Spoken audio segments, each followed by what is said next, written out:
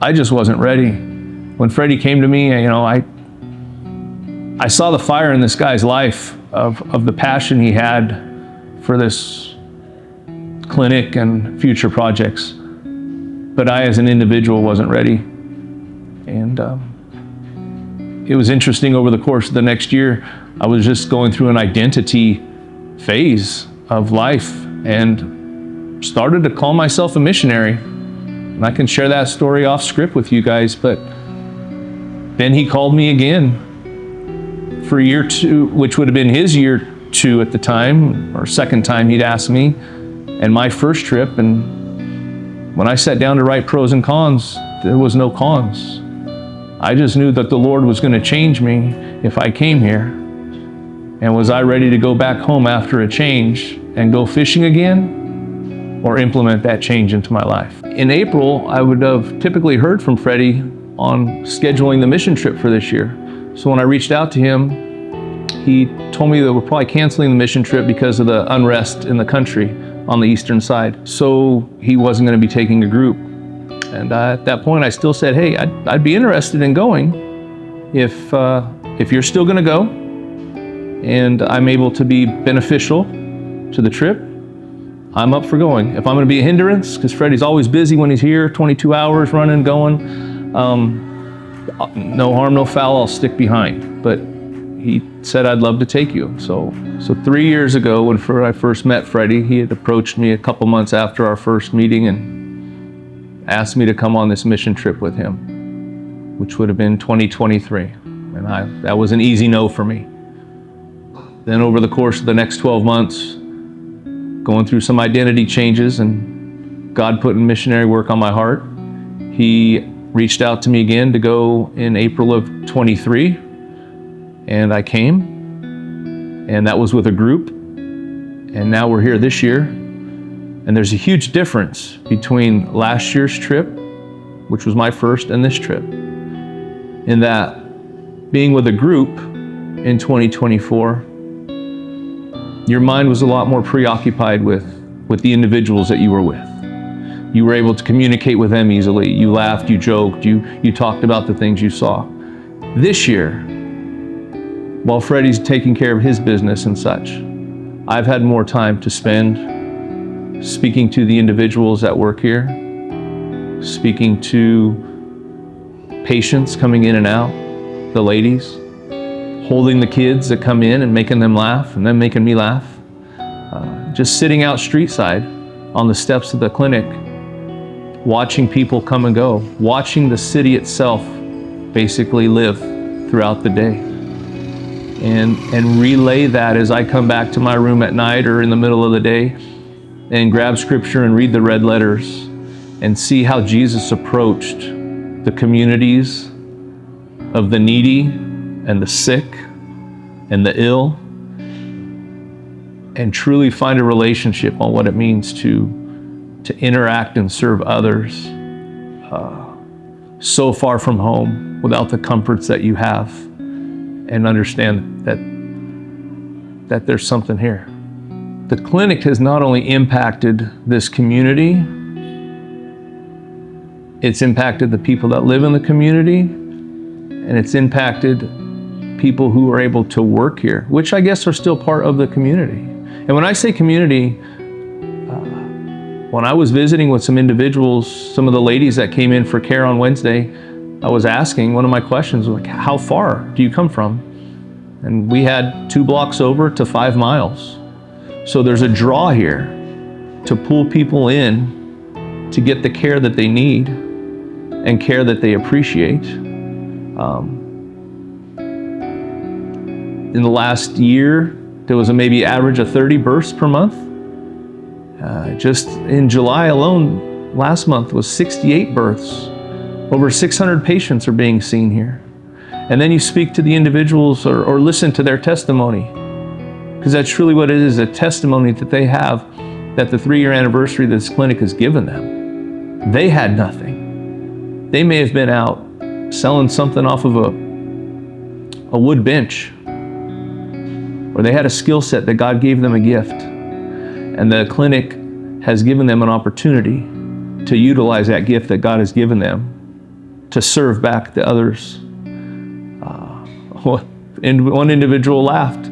I was so skinny when I came in here, I didn't have a place to live. And he's probably got the biggest belly in the room now, and he pointed to that and he laughed. But he wasn't making fun of himself. He was saying it from a perspective that this place has given him some life.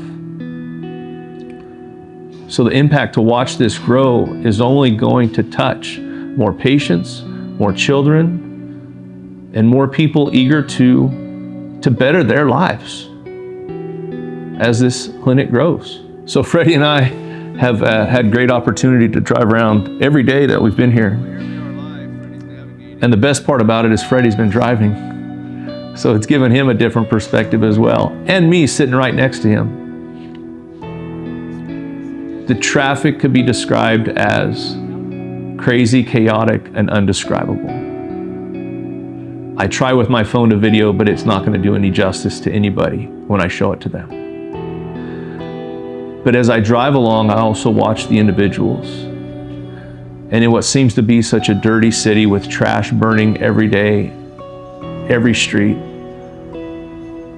drainage gutters full of gray water and trash, but yet the individuals want to sweep their own little dirt spot in front of their business, pick up their own little trash. They don't have any place to put it, so they have to burn it. But the way they dress, the way they prepare the food that they're selling, set out in a nice manner, there's pride in the community. There's pride in these people. There's talents, they're entrepreneurs, they're business people, they're hustlers. And I don't mean that in a bad way. They hustle to try to make $1. The struggle you start to see is that us as Americans and as a world community truly benefit off of the backs of this country. And there's a gateway of natural resources, a plethora of it, that God has given this country, which could care for the people of this country. It could allow them to have infrastructure, clean streets, trash service. But because of the corruption, the pathway that the natural resources travel, the whole world community is somewhat taking advantage of it and never has to look back. When you grab your iPhone, when you turn on your TV, when you start your new car and all the electronics in it, it's real easy to go into a business back at home, and if somebody's taking advantage of you or somebody's harassing the store owner, we may not shop there, or they sell something we don't like, so we walk away because it's against our beliefs or sorts. But we don't even think about that when we pick up a phone and realize that people are slaves to this work. People don't have a proper sewer system because of the infrastructure in a country that the world is taking advantage of. Freddie and I had opportunity to go what we'd call downtown and kind of scouting out where a tool shop was at. So we had lunch, and after lunch it was not by chance that we just started to go for a walk, and we started to recognize some of the areas we were in last year. And there was a statue downtown in a roundabout with about 8 steps. It was 12 little boys sitting on those steps. It wasn't long before those 12 boys were around Freddie and I.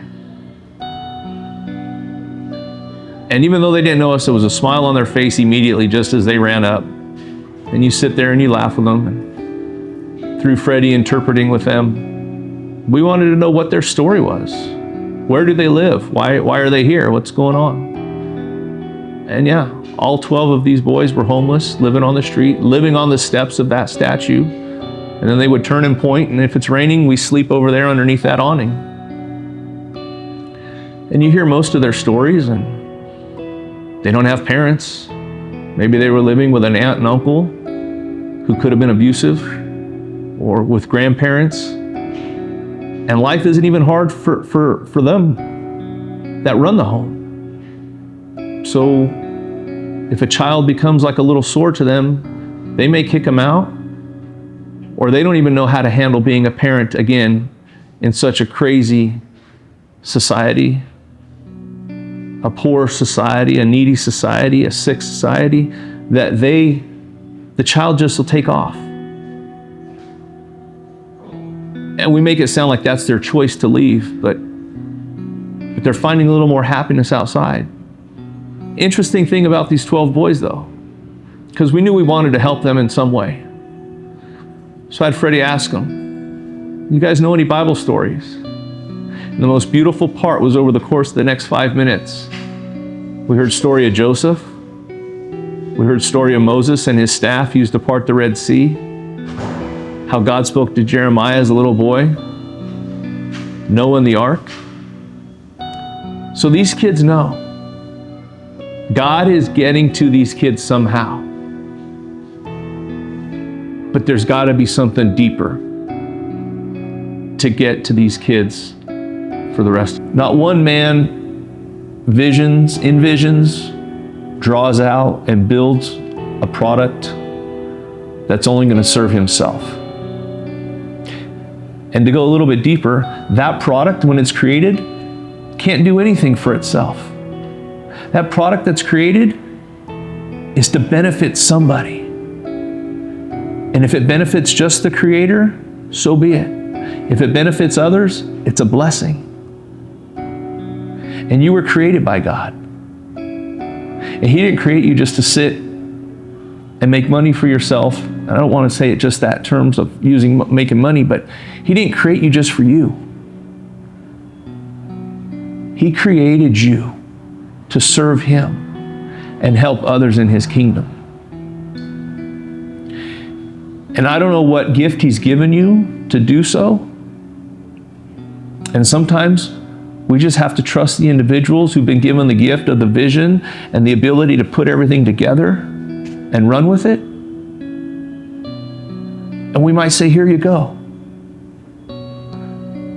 And the next step, though, of being uncomfortable is maybe not just writing a check one time,